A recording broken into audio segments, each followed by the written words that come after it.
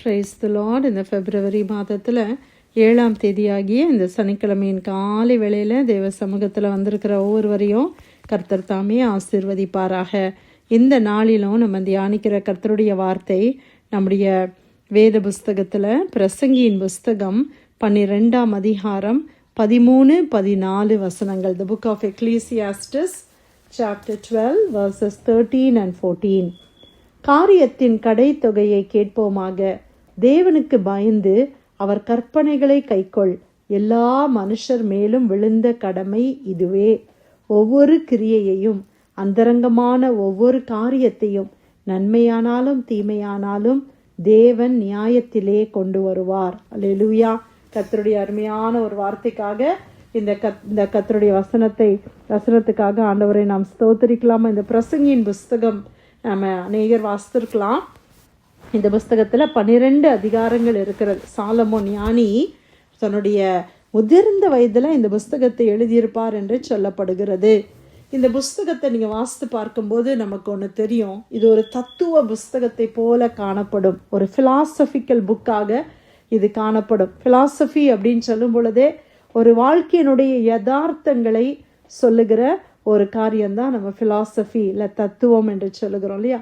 அதனால் இந்த புஸ்தகத்தை வாசித்தீங்கன்னா வாழ்க்கையில் என்ன இருக்குது, நம்ம எவ்வளவோ சம்பாதிக்கிறோம், அதை பண்ணுறோம் இதை பண்ணுறோம், கடைசியில் நம்ம எல்லாத்தையும் விட்டுட்டு தானே போகணும், இதெல்லாம் ஒரு மாயையான ஒரு வாழ்க்கை அப்படின்னு சொல்லி சாலமோன் அதை அடிக்கடி எழுதுகிறத நம்ம பார்க்குறோம்.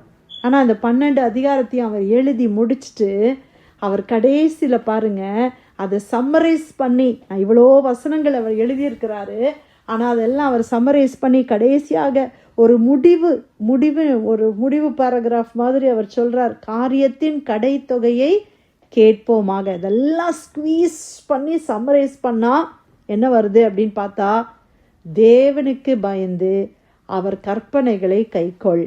எல்லா மனுஷர் மேலும் விழுந்த கடமை இதுவே. இதுதான் கடமை. நமக்கு என்ன கடமை இருக்குது? இன்றைக்கி நம்ம மனைவியாக இருந்தால் ஒரு கடமை இருக்குது, பிள்ளைங்க மாணவர்களுக்கு ஒரு கடமை இருக்குது, ஆசிரியர்களுக்குன்னு ஒரு கடமை இருக்குது, வேலையில் இருக்கிற நம்ம எல்லாருக்கும் ஒரு கடமை இருக்குது. அது மாதிரி மனுஷனாக பிறந்த எல்லாருக்கும் ஒரு கடமை இருக்குது, ஒரு ரெஸ்பான்சிபிலிட்டி. என்ன ரெஸ்பான்சிபிலிட்டி? தேவனுக்கு பயந்து அவர் கற்பனைகளை கைக்கொள். அவ்வளோதான். ஆமேன். ரொம்ப சிம்பிளாக முடிச்சிட்டார்ல. தேவனுக்கு நம்ம என்ன செய்யணுமா? பயப்படணும். ஆண்டவருடைய கற்பனைகளை நம்ம கை கொள்ளணும். இப்போ வேத புஸ்தகத்தில் ஆண்டவர் அநேக கற்பனைகளை சொல்லியிருக்கிறார். எதை செய்யணும், எதை செய்யக்கூடாது, எதை பேசணும், எப்படி பேசக்கூடாது, எப்படி வாழணும், எப்படி வாழக்கூடாது அப்படின்னு ஆண்டவர் அநேக கற்பனைகளை கொடுத்திருக்கிறார். அந்த கற்பனைகளை வாசிக்கிறது மட்டுமல்ல, அதை தெரிந்திருக்கிறது மட்டுமல்ல, அதை நம்ம கை கொள்ள வேண்டும். அவ்வளோதான். தேவனுக்கு பயந்து அவருடைய கற்பனைகளை கைக்கொள். எல்லா மனுஷர் மேலும் விழுந்த கடமை இதுவே. ஒவ்வொரு கிரியையையும் அந்தரங்கமான ஒவ்வொரு காரியத்தையும் அது நன்மையானாலும் தீமையானாலும் தேவன் நியாயத்திலே கொண்டு வருவார். ஏன் நான் தேவனுக்கு பயப்படணும்? நான் என்ன காரியம் செய்கிறேனோ அது ஒரு நாள் நியாயத்தில் ஆண்டவர் கொண்டு வருவார்.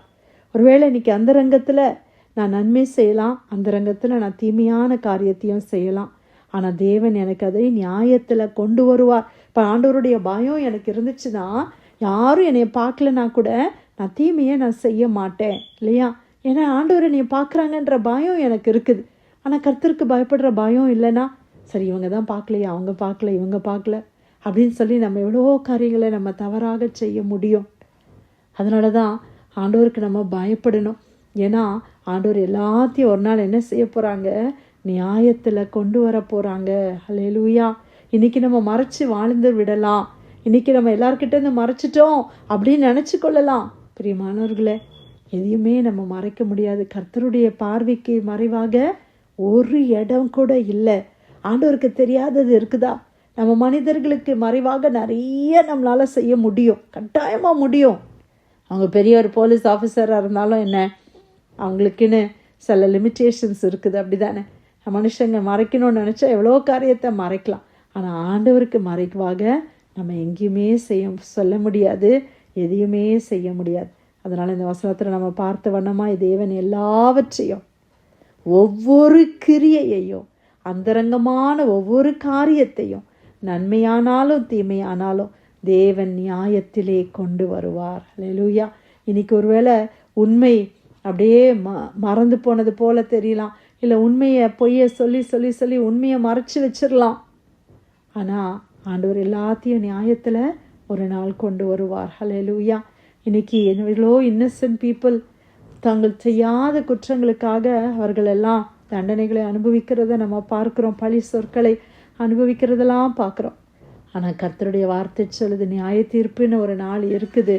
அந்த நாளில் மனுஷன் உலகத்தில் செய்த எல்லா கிரியைகள் எல்லா காரியங்களும் நியாயத்தில் ஆண்டவர் கொண்டு வருவார். அதனால் இப்பொழுதே இந்த வசனத்தை அறிந்த நாம் ஏன் நாம் நியாய தீர்ப்பு வரைக்கும் காத்திருக்கணும்? இப்போவே நம்ம வாழ்க்கையை நம்ம சரி செய்து கொள்ள வேண்டும். ஆண்டவர் சொல்லுகிறாரு, நம்ம எந்தெந்த பாவங்களுக்கெல்லாம் ஆண்டவர்கிட்ட மன்னிப்பு கேட்குறோமோ அதெல்லாம் ஆண்டவர் என்ன செய்துட்டாங்க? மறந்துட்டாங்க, கடலின் ஆழத்தில் போட்டுட்டாங்க.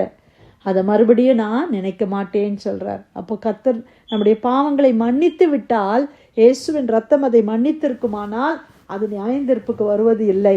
ஆனால் மன்னிக்கப்படாத பாவங்கள், மன்னிக்கப்படாத காரியங்கள் எல்லாம் நியாயத்தீர்ப்பில் வருமே, அதை நாம் உணர்ந்து கொள்ளுவோம். இந்த நாளில் கர்த்தர் கொடுத்த நல்ல வார்த்தைக்காக ஆண்டவருக்கு நன்றி செலுத்தலாமா? பிரசங்கியின் புஸ்தகம் 12ஆம் அதிகாரம் 13-14 வசனங்கள். காரியத்தின் கடைத்தொகையை கேட்போமாக, தேவனுக்கு பயந்து அவர் கற்பனைகளை கைக்கொள். எல்லா மனுஷர் மேலும் விழுந்த கடமை இதுவே, ஒவ்வொரு கிரியையையும் அந்தரங்கமான ஒவ்வொரு காரியத்தையும் நன்மையானாலும் தீமையானாலும் தேவன் நியாயத்திலே கொண்டு வருவார். கர்த்தர் கொடுத்த நல்ல வார்த்தைக்காய் ஆண்டவருக்கு நன்றி செலுத்தி பிரேயர்ல என்ன வந்திருக்கிற யாராவது நம்ம ஜெபிக்கலாமா?